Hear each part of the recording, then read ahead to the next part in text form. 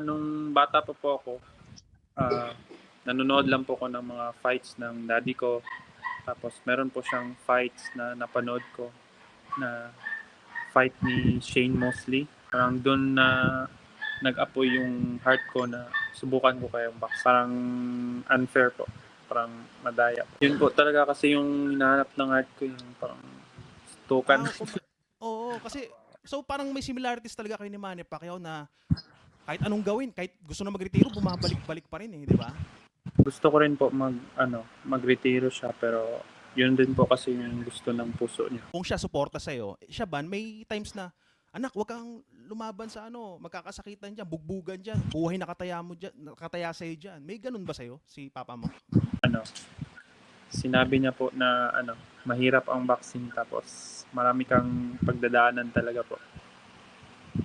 Pero bakit pinasok mo pa rin?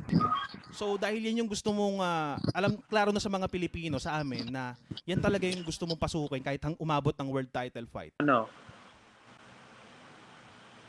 ah, focus lang talaga sa mga fights ko. Ginagawa ko rin po kasi yung parang stepping stone na gumaling rin ako at mag-improve yung mga galaw ko para Okay. pagdating ng title fight, alam ko sa sarili ko po na handa po. Okay.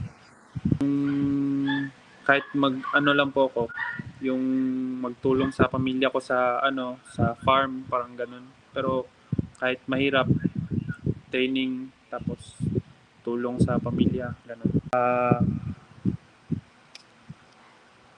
Daddy ko po. Dad, huwag ka mag-alala dad, kaya natin to.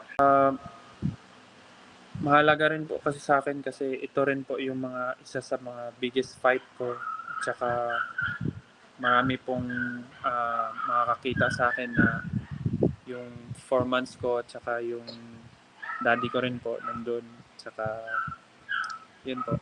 Unang-una po sa lahat yung passion niya po at saka disiplina niya po sa sarili. Iniimbitahan ko po kayong lahat na tumingin sa Three Line Manila. Bro, I'm coming.